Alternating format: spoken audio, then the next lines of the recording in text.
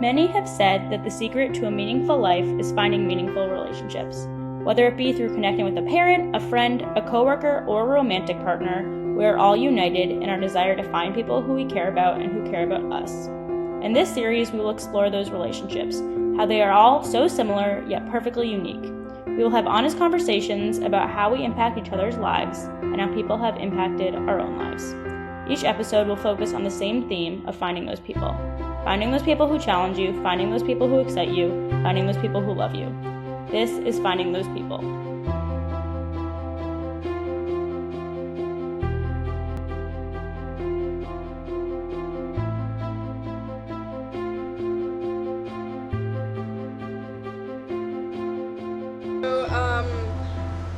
With the light being shed on Black lives and, the deaths of George Floyd and a bunch of other innocent Black beings, we started this movement called Wake Up Brookline. That, of course, our primary focus is waking up Brookline, taking off, removing the veil of a false sense of diversity, a false sense of pride. And so with that, we started with a march at the beginning of June, and I think people thought that we were done. But then, Petra came to me with the idea for the next event, and so you want to speak? I guess my idea for that was to humanize, Black people, Black voices, because the whole premise of a lot of the point of having a speaker series is to hear the voices of Black people, to hear what they have to say, to listen to them, and to amplify Black voices. And, that's where I feel myself fitting in here, is amplifying Lexi's voice and amplifying the voices of other Black people.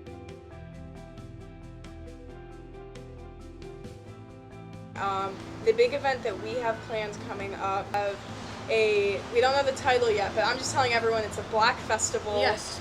Because that's what it is. It's gonna be intrinsically Black. We have Black artists, musicians, performers. We have about 6 people on the roster. What is it? The lineup. Bail. Never mind. Lineup. Yeah, lineup. Yeah, we have about 6 people on the lineup so far. Current BHS students, Boston artists.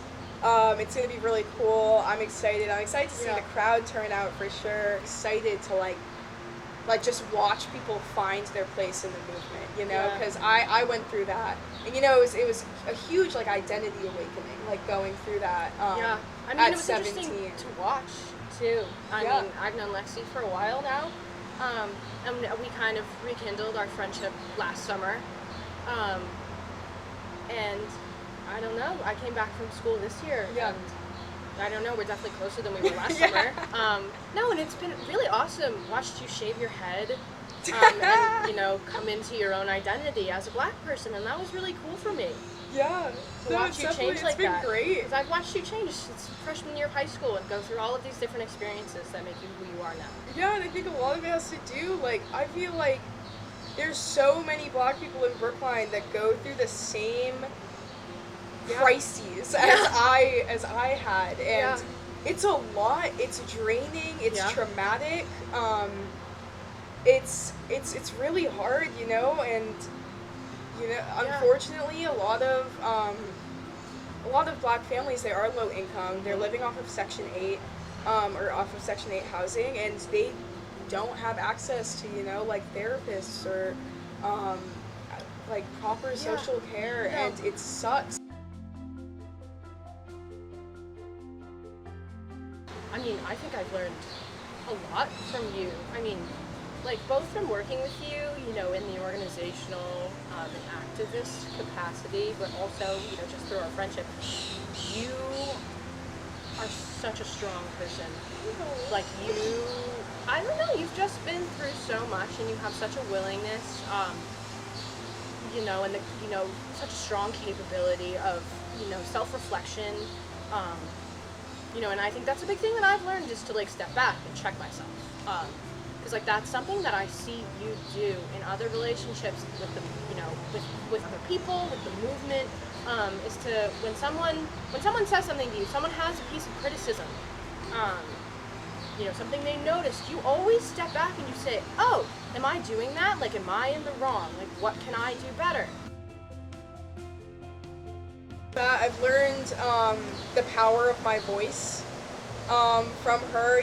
She's big on me. Like, I love you. Yeah, she's big on like hearing me, listening to me, and it's nice to have someone that's so just in support of like your own values and your beliefs, and it just makes me more inclined to share them with other people.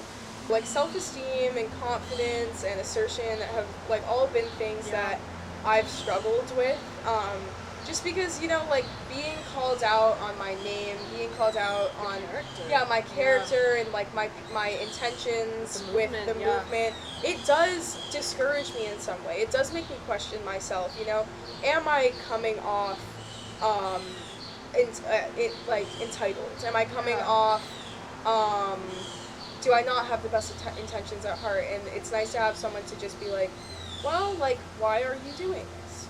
Like, what got you involved in the first place? Things like that, just, like, walk me through it. And it's nice to be reminded that, like, my conscience is right, that my intuition is right. And, I've learned also kind of, like, to stop second guessing myself. Really like bonded through the cause. And like we've like studied together on like, African American history, the real Black America. I don't know, we're a good team. Like we just know how to listen to each other, honestly. And just to echo that, I guess that is what a lot of our relationship is positive affirmation and good energy and good vibes, and just, women helping women and women lifting each other up. Yeah, honestly. Always. A lot of empowerment. There's a lot of empowerment. A lot of that has happened. I love you too.